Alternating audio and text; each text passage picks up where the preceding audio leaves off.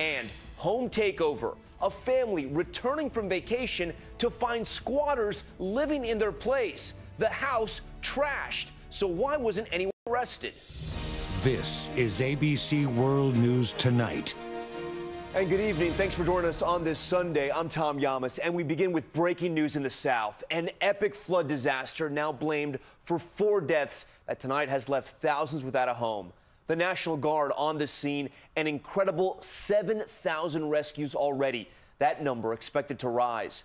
Drivers stranded by floodwaters for 24 hours. The Coast Guard also busy at work. This helicopter hoisting 3 people trapped on their rooftop amid rising waters. And the devastation from the sky. Take a look. Drone footage revealing the full extent of the state of emergency. Some rivers still expected to rise. Tonight, the flood threat on the move. The forecast in a moment. But first, ABC's Philip Mena in the flood zone tonight. Give me a knife. Give me a knife. Tonight, thousands caught in the flood zone still trying to escape. We're breaking the window. This convertible sinking by the second. A woman and her dog trapped inside. Nothing is working. Finally, David Fung jumps in, pulling her out by her arm. Give a dog. Her dog. Give a dog. Seconds later, I got your dog. oh, fishing her dog out too. Homes, cars, and routes to safety all underwater.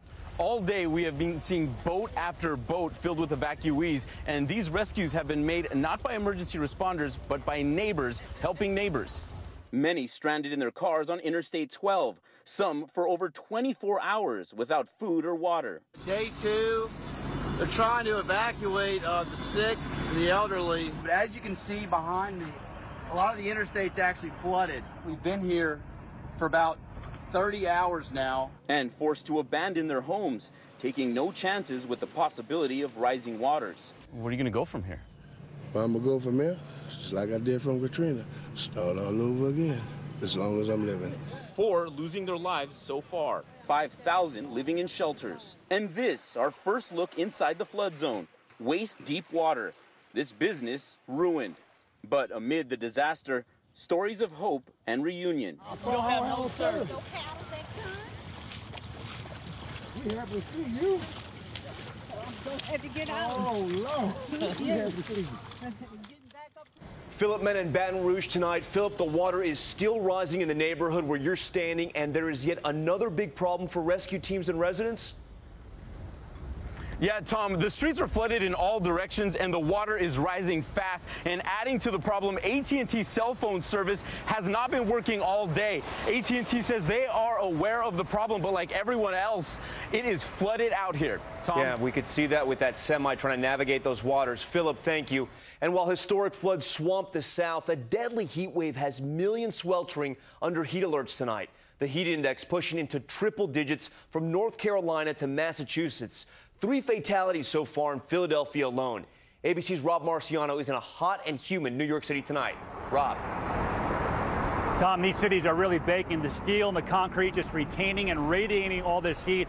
And it's going to be another warm night tonight. Look at some of the values for heat indexes today, what it felt like across the big cities along I-95, 107 in D.C., and 101 is what it felt like in Boston. Tomorrow, I wouldn't say we're cooling down, but it won't be quite as hot. 95 will be the heat index in New York and 100 degrees in D.C. More significant cooling later in the week. Other big story is the devastating floods across Louisiana. Still a threat for rain there, but the bulk of the heavy moisture will be filtered up into the Mid-South and Midwest. 3 to 5+ inches expected. We have flash flood watches from Arkansas and through Indiana through at least Tuesday night. Tom?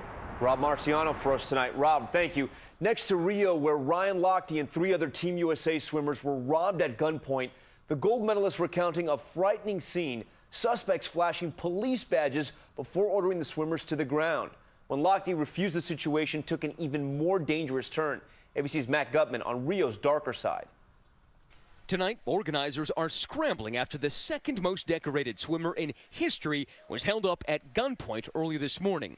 Ryan Lochte, with 12 career Olympic medals, was in a taxi with teammates after an evening out when it was stopped by men in police uniforms flashing badges. He told NBC News. And then the guy pulled out his gun, he cocked it, put it to my forehead, he said, "Get down," and I was like, I put my hands up, I was like, whatever. They'd apparently been partying at Fran's house and at this club. But earlier today, confusion surrounding the incident, with the IOC stating at a press conference that Lochte had not been held up at gunpoint. I messaged USOC and they said they spoke to Lochte, who said it wasn't true. Later, the USOC announcing the incident did indeed happen. That makes up the latest black eye for the Olympic organizers who'd guaranteed the safety of athletes. To make Rio the safest city in the world during the Games. Incidents occurring almost daily here. A Belgian judo medal winner was attacked, 2 Australian coaches attacked and robbed, and the 2 Australian coaches were attacked and robbed, and the equestrian venue has twice been hit with stray bullets. Last week, we embedded with Rio's SWAT team to see the city away from the tourist attractions. And everybody wears this when they go out. Yeah. Everybody. They have to. Everybody. They are constantly being fired upon and always prepared to fire back. This feels like when you go out of this perimeter like you're going into war and everybody's ready to fight. Yeah. And this is how it is every time you leave this gate? Yeah. We've learned tonight that the U.S. State Department is assisting in the investigation, and with the security situation here unlikely to improve, the USOC is reiterating its security protocols to American athletes, reminding them it's probably not a good idea to take a local taxi at 4 o'clock in the morning here. Tom? At 4 o'clock, I would think so. All right, Matt, thanks so much. And we will have more from the games later. But next to Milwaukee, the National Guard called in after simmering tensions between police and residents boiled over. Businesses and police cars set on fire, protesters hurling rocks at officers, and at least one opening fire after police shot and killed a 23-year-old man they say was armed. Tonight, authorities revealing new details about the threat they say Milwaukee officers were facing. ABC's Eva Pilgrim is in Milwaukee tonight. Tonight, the National Guard on alert after a night of chaos. Cars and businesses set on fire as tensions boil over. The angry crowd protesting the deadly police shooting of an armed black man killed after a traffic stop. This is the police. Leave the area. As people ran for cover through smoke-filled mayhem, sounds of gunfire, the crowd targeting police. Shots fired, shots fired. I'm getting injured. There's so many rocks coming. This police car destroyed. Another up in flames. A gas station, an auto parts store, and a bank, 6 businesses in all, torched. It was 3:30 p.m. Police making a traffic stop, and the 23-year-old suspect, now being identified as Seville Smith, was armed. According to authorities, he fled on foot. An officer who was also black ordered him to drop his weapon, and when he didn't comply, fired several rounds, killing Smith. The officer was wearing a body camera. He had a gun in his hand. The gun at the scene that we are recovering was stolen in a burglary, along with 500 rounds of ammunition. This man said he was Smith's brother. It's not going to end today. I can't tell you it's going to end tomorrow. I don't know when it's going to end. But it's for y'all to start. We're not the ones that's killing us. Y'all killing us. Tonight, the shell of destruction visible, businesses destroyed, 17 arrested, 4 officers hurt, a 16-year-old girl hit by a bullet in the chaos. Tom, authorities have not yet released the footage from that officer's body camera, and tonight are hoping there is not a repeat of last night's violence. Tom? Eva Pilgrim in Milwaukee for us. Eva, thank you. Now to Georgia, where there's a manhunt tonight for the suspect in the fatal shooting of a police officer.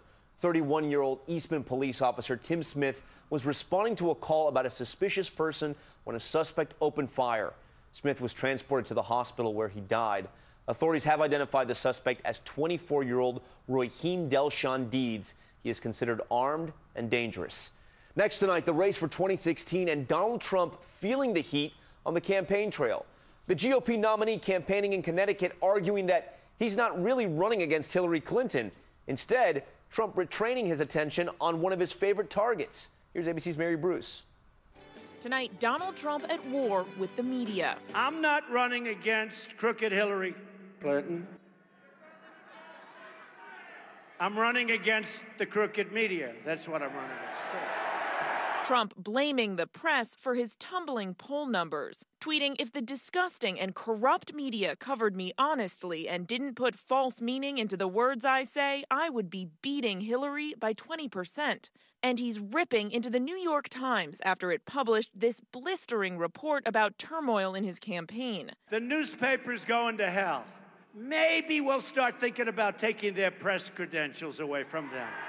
Tonight, the Trump camp is doing damage control. Running mate Mike Pence reaching out to top Republicans like John McCain and Jeb Bush, hoping to calm party nerves. But many Republicans worry he's already headed for defeat. Even Trump is raising the possibility. Can you imagine how badly I'll feel if I spent all of that money, all of this energy, all of this time, and lost?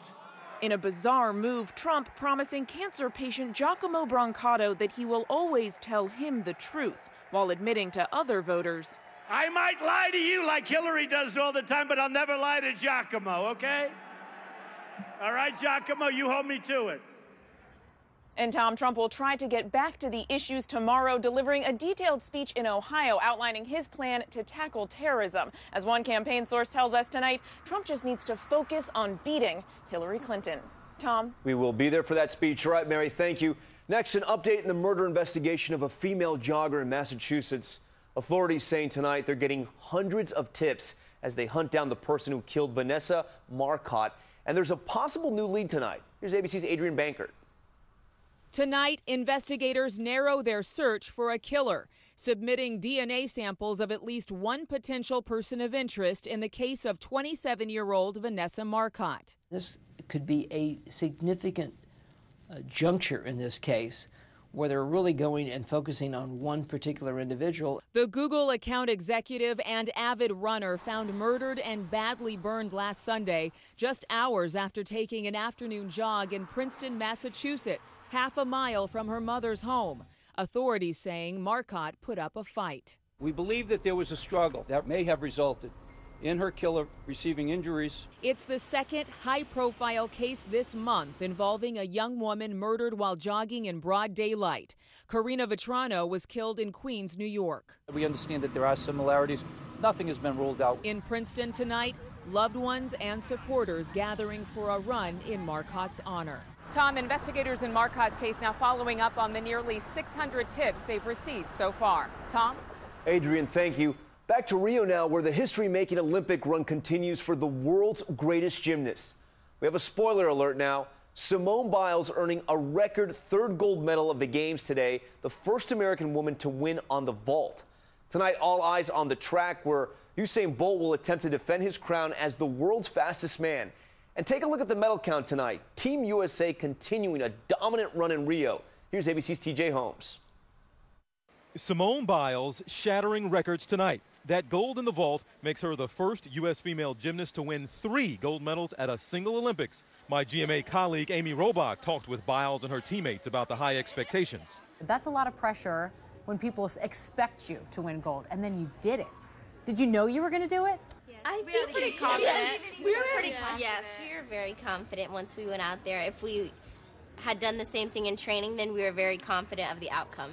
U.S. dominance doesn't end in the gym, though. Michael Phelps, the world's greatest Olympian, won his 23rd gold medal in Saturday night's relay, the crowning moment in a career that he says is now over. And the troubles in the Olympic pool, nicknamed the Swamp, now clearing. One of the algae-infested green water pools drained and replaced with clean water.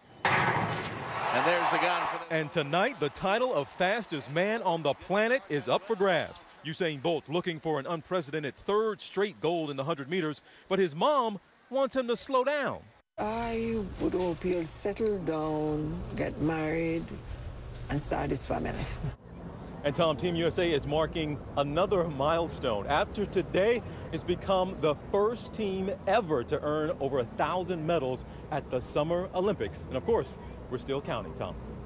That is amazing. All right, TJ, thank you. And there will be much more of Amy Robach's interview with the gold medal winning Final Five on GMA tomorrow. Still ahead on World News, real-life home wreckers. What one woman found after returning from vacation, alleged squatters trashing her home. How did they pull this off, and why weren't they arrested? And later, this dangerous flare-up, how these swirling flames stop firefighters in their tracks. And superstar Adele on that Super Bowl buzz. Will she play the halftime show? What she told fans at a sold-out show. ABC World News Tonight, brought to you by Fidelity Investments. When you have a digital